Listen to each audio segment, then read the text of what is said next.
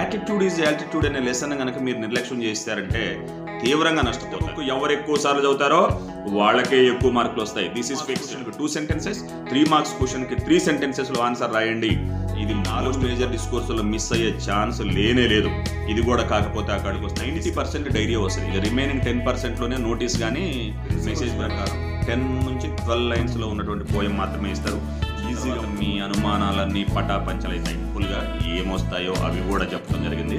ఒక్కసారి చూడండి, మార్క్స్ పొందండి. 2024 ఎగ్జామ్లో మీకు 10 GPA రావాలన్నదే మన యొక్క ఉద్దేశం. క్లోజ్ టెస్ట్కి స్పెషల్ ప్రిపరేషన్ అవసరం లేదు. ఎందుకు? తెలివైన వాళ్ళని వేరు చేయాలి.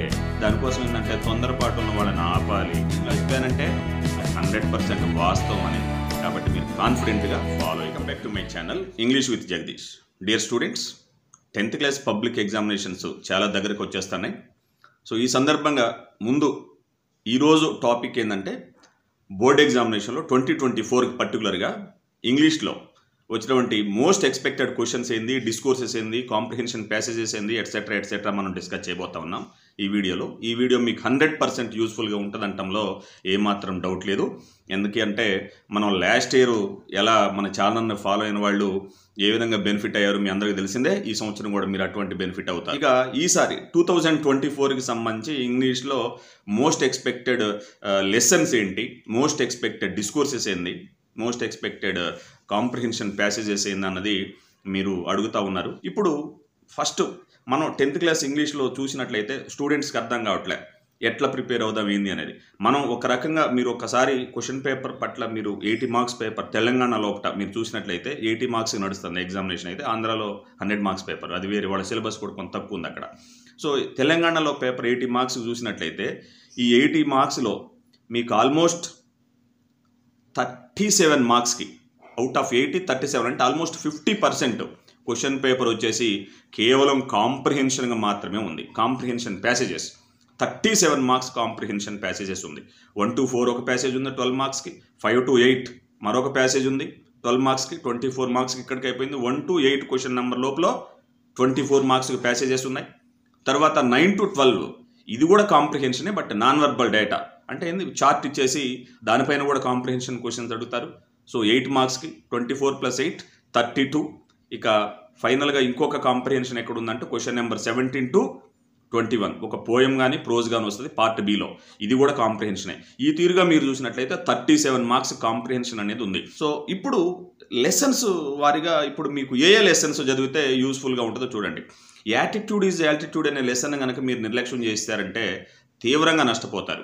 ప్రతి స్టూడెంట్ కూడా యాటిట్యూడ్ ఈజ్ యాటిట్యూడ్ అనే టెక్స్ట్ని ఎగ్జామినేషన్కి వెళ్లే ముందు ప్రతి స్టూడెంట్కి నేను చెప్తా ఉన్నా, attitude is attitude, journey, the Jamaican fragment, my childhood, ఈ లెసన్స్ని దాంతో పాటుగా ఏ టేల్ ఆఫ్ 3 విలేజెస్, ఇటువంటి I will do it, the brave Potter మొదలైనటువంటి ఇప్పుడు నేను చెప్పినటువంటి లెసన్స్ ఏదైతే ఉన్నాయో వీటిని నిర్లక్ష్యం చేస్తే మీరు భారీ మూల్యం చెల్లించాల్సి వస్తుంది.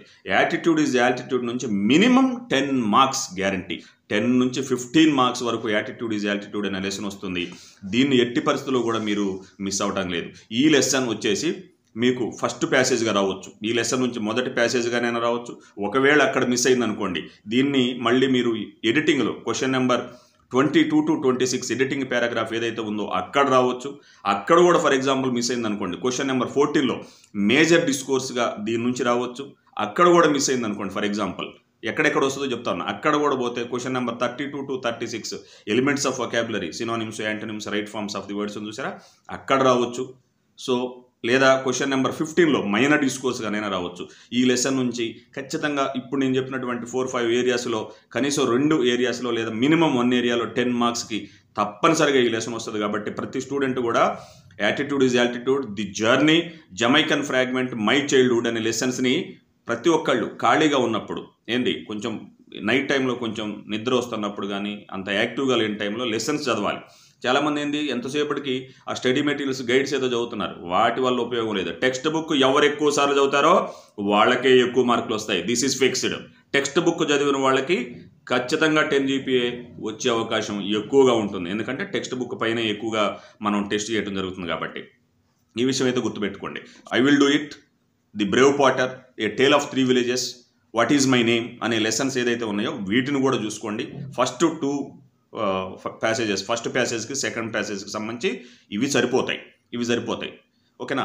ఇది దీనికి సంబంధించి ప్యాసేజీలకు సంబంధించి. ఇంకా ముఖ్యంగా చెప్పాల్సి వచ్చింది ఏంటంటే క్వశ్చన్ నెంబర్ 9 to 12 ఏదైతే ఉందో స్టడీ స్కిల్స్కి సంబంధించింది ఏదైతే ఉందో అవి మీకు ఇప్పటికే ఎగ్జామ్స్కి దగ్గరకు వచ్చిన వాళ్ళు ఎవరైతే పర్టికులర్గా ఏ స్టూడెంట్ అయితే ఫెయిల్ అవుతారని డౌట్ ఉంటుందో వాళ్ళందరూ ఫస్ట్ చేయాల్సింది ఏంటంటే సొంతంగా ఏం తెలియకపోయినా మార్క్స్ వచ్చే ఏదన్నా ఉందంటే స్టడీ స్కిల్స్ ఏరియా. కాబట్టి స్టడీ స్కిల్స్లో ఇప్పటికే మీకు అర్థమై ఉంటుంది. పిక్చర్స్, చార్ట్స్ ఇస్తారు. ఆ చార్ట్స్ పైన కింద ఆ చార్ట్లో ఏమైతే కనిపిస్తుందో డేటా దానిపైన క్వశ్చన్స్ అడుగుతూ ఉంటారు. ఇది అతి సులభంగా మీరు మార్క్స్ తెచ్చుకునేటువంటి ఏరియా.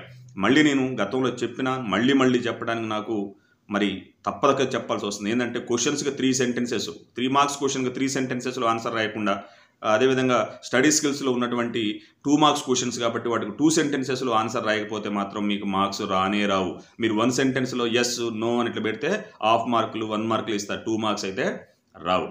కాబట్టి 2 సెంటెన్సెస్కి 2 మార్క్స్ క్వశ్చన్కి 2 సెంటెన్సెస్, 3 మార్క్స్ క్వశ్చన్కి 3 సెంటెన్సెస్లో ఆన్సర్ రాయండి. ఇది మోస్ట్ ఇంపార్టెంట్ థింగ్ అన్నట్టు. ఇక మనం క్వశ్చన్ నెంబర్ 12 వరకు అయిపోయింది. క్వశ్చన్ నెంబర్ 14కి సంబంధించి చెప్తా ఉన్నా, మళ్ళీ అయినా పర్లేదు. ఇక్కడ మీరు ప్రతి స్టూడెంట్ కూడా మళ్ళీ చెప్తా ఉన్నా, క్వశ్చన్ నెంబర్ 14లో మనకి ఇంటర్నల్ చాయిస్ ఉందో 2 మేజర్ డిస్కోర్స్లు వస్తే 1 రాయాలి 10 మార్క్స్కి. ఇక్కడ మీరు చేయాల్సింది తప్పనిసరిగా కాన్వర్జేషన్స్ చూసుకొని వెళ్ళండి, ఇంటర్వ్యూస్ చూసుకొని వెళ్ళండి, లెటర్ రైటింగ్, బయోస్కెచ్. ఈ 4 మేజర్ డిస్కోర్సులో మిస్ అయ్యే ఛాన్స్ లేనే లేదు.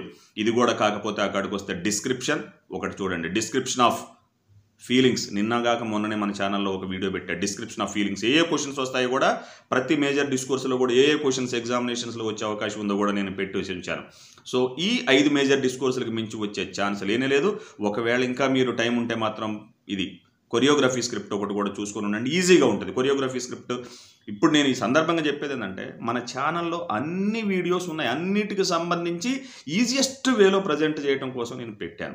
మీరు ఖాళీగా ఉన్న టైంలోనైనా, మీరు స్కూల్కి వెళ్ళిన టైంలోనైనా, టీచర్స్ అయినా మీరు ఒక్కసారి మనకున్నటువంటి టీవీ స్క్రీన్ పైన ఇంటరాక్టివ్ ప్యానల్స్ ఏదైతే ఉన్నాయో వాటిలో ఒకసారి మీరు ప్లే చేసి చూడండి. ఈజియెస్ట్ మెథడ్లో స్టూడెంట్స్కి అర్థమైపోయే విధంగా మనం ప్రజెంట్ చేయడం జరిగింది. యూట్యూబ్లో కూడా అందరూ షేర్ చేసుకొని చూసుకోండి.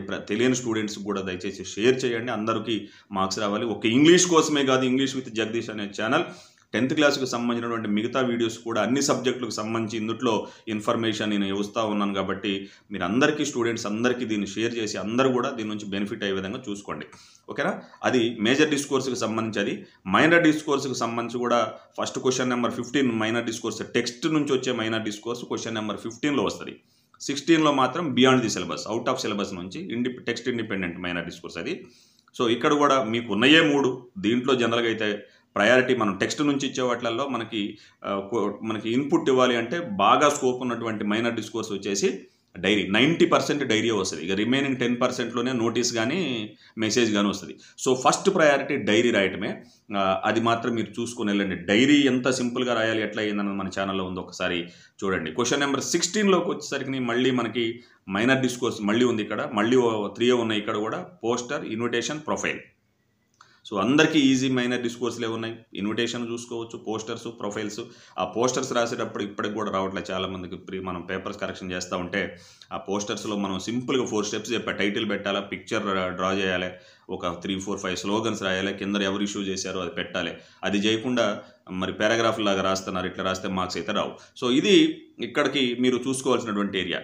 క్వశ్చన్ నెంబర్ 16 వరకు అయిపోయింది. పార్ట్ బి ఓపెన్ అవ్వగానే మనకి నేను ఇప్పటికే 2-3 వీడియోలు పెట్టాను. Part below question number 17 to 21 వరకు అన్సీన్ పోయం లేదా ప్యాసేజ్ అనేది వస్తుంది.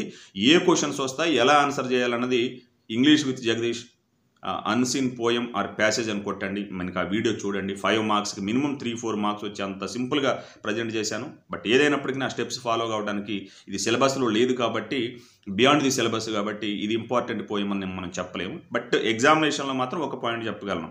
మీరు ఆ స్టడీ మెటీరియల్స్, ఆ గైడ్స్లో పోయమ్స్ చూసి భయపడాల్సిన పని లేదు. ఎందుకంటే ఎగ్జామినేషన్లో వచ్చేటువంటి board examination question paper principles ప్రకారం 10 నుంచి 12 లైన్స్లో ఉన్నటువంటి పోయం మాత్రమే ఇస్తారు. ఈజీగా ఉండే పోయంనే ఇస్తారు. కాబట్టి దాన్ని ఎలా కాంప్రిహెన్షన్ చేయాలి అన్నది మీరందరూ ఒకసారి మన ఛానల్లో English with Jagadish unseen poem or passage అని కొట్టండి. ఆ వీడియో వస్తుంది. 5 minutesలో మీరు చూడొచ్చు దాన్ని. అది మీరు చేస్తారు. ఇక అతి ఇంపార్టెంట్ ఏరియా 10 జీపీఏ కొట్టాలనుకున్న వాళ్ళు ప్రతి ఒక్కళ్ళు కూడా క్వశ్చన్ నెంబర్ 22 to 26 ఎడిటింగ్ అనేది ఒకటి ఉంది.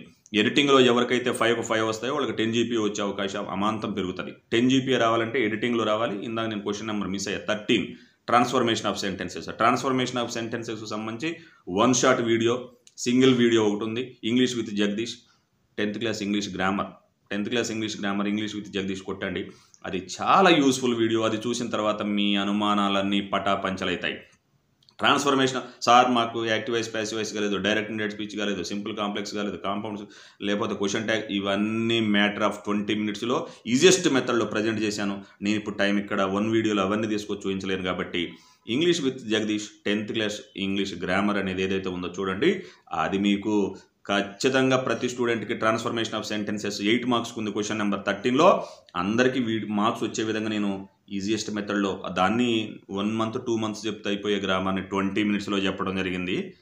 సింపుల్గా ఏమొస్తాయో అవి కూడా చెప్పడం జరిగింది. ఒక్కసారి చూడండి, మార్క్స్ పొందండి అదనమాట. So question number 22 to 26 editing అని చెప్పాను. ఎడిటింగ్కి సంబంధించి కూడా ఇంకా మనకి ఇప్పుడు కూడా మన వాళ్ళు కొందరు అడుగుతూ ఉన్నారు, ఎట్లా సార్ ఇంపార్టెంట్ లెసన్స్ ఏంటంటే, ఇంపార్టెంట్ లెసన్స్ జనరల్గా వచ్చేసి ఇప్పుడు కూడా ఏ రీడింగ్సే. దేనికోసం ఏ రీడింగ్, ప్రతి యూనిట్లో రీడింగ్ ఏ అనేది ఉంటుంది. ఏ రీడింగ్స్ మోస్ట్ ప్రొడక్టివ్ యూనిట్స్, వాటి నుంచే ఎక్కువ విషయాలు ఇవ్వటం జరుగుతుంది.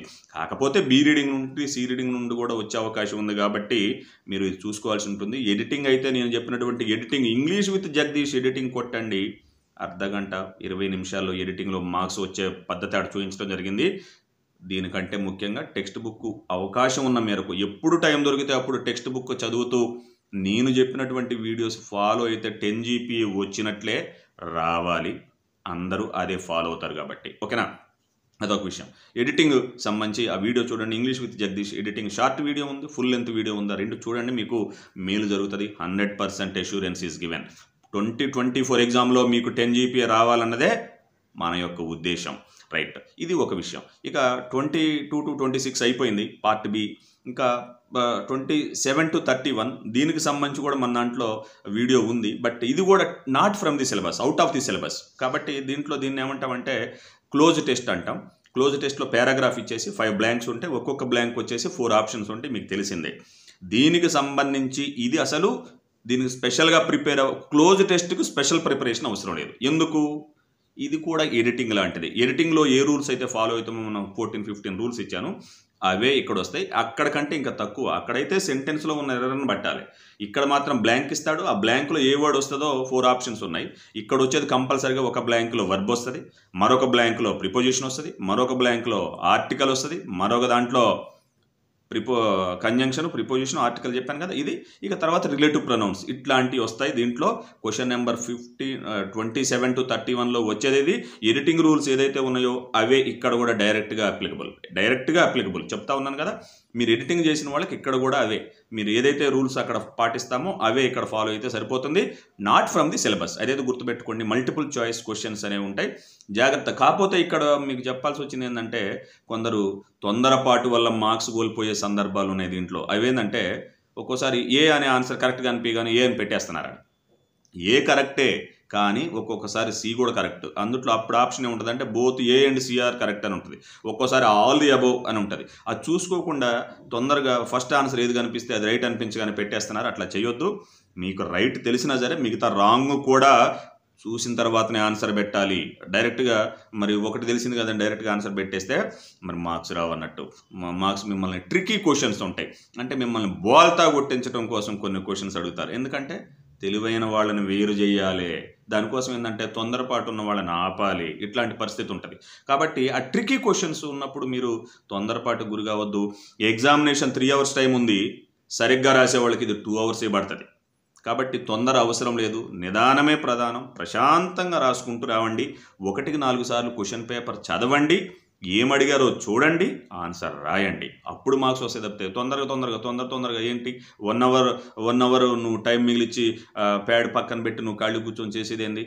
నువ్వు 3 hours ఎగ్జామ్ని నువ్వు 2 hours ముగించినా నీకు 3 hours అయిపోయే వరకు ఎగ్జామ్ హాల్లో నుంచి బయటికి రానియరు బోర్డు ఎగ్జామ్స్లో. అదైతే గుర్తుపెట్టుకోండి. కాబట్టి తొందరగా రాసి మార్క్స్ పోగొట్టుకోవద్దు. ప్రశాంతంగా టైం క్యాలిక్యులేటెడ్గా రాసుకోండి, చేయండి.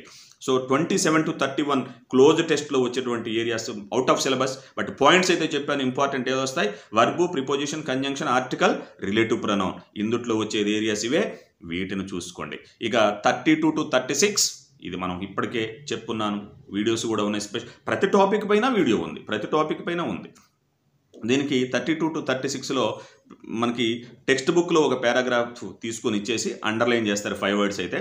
దానికి సంబంధించి ఫిక్స్డ్ క్వశ్చన్స్, ఇవి కూడా ఫిక్స్డ్ క్వశ్చన్స్ ఏంటంటే synonym, antonym, correct form of the words, homophone, అదేవిధంగా స్పెల్లింగ్. ఈ 5కి మించి రావడానికి లేదు. మనకి క్వశ్చన్ పేపర్ ప్రిపేర్ చేసేటప్పుడు ఏ రూల్స్ ఫాలో అవుతారో నేను అవి మీకు చెబుతున్నా. కాబట్టి దానికంటే క్వశ్చన్ పేపర్ తయారు చేసేటోళ్ళు ఒక్క అంగళం కూడా ముందుకేయలేరు. ఎందుకంటే క్వశ్చన్ పేపర్ ఎలా ప్రిపేర్ చేస్తారు, ఏ నామ్స్ ప్రకారం ప్రిపేర్ చేస్తారో నాకు తెలుసు కాబట్టి చెప్తా ఉన్నా. నేను చెప్పానంటే అది 100% వాస్తవం అని. కాబట్టి మీరు కాన్ఫిడెంట్గా ఫాలో అయిపోవచ్చు. అంటే synonym, antonym, correct form of the word, homophone, spelling, 5 areas ఉన్నాయి. ఇక్కడ ఒక్కోసారి హోమోఫోన్ స్పెల్లింగ్ తగ్గిస్తాడు, కానీ correct form of the words 2, 3 అయినా రావచ్చు.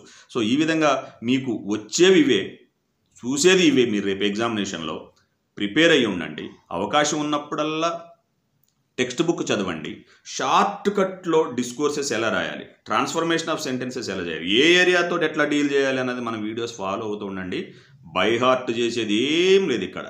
హ్యాపీగా టైం ఉన్నప్పుడు వీడియో చూడండి, ఇంకా టైం దొరికితే టెక్స్ట్ బుక్ చదవండి. స్కూల్కి వెళ్తే సెల్ ఫోన్ తీసుకుపోయి వీడియో చూడటం కుదరదు కాబట్టి టెక్స్ట్ బుక్ చదవండి. నేను చెప్పినటువంటి డిస్కోర్స్ మోడల్లో డిస్కోర్సెస్ ఏ మోడల్స్లోనైతే చెప్పానో దాని ప్రకారం, ఆ లేఅవుట్స్ ప్రకారం ప్రాక్టీస్ చేయండి.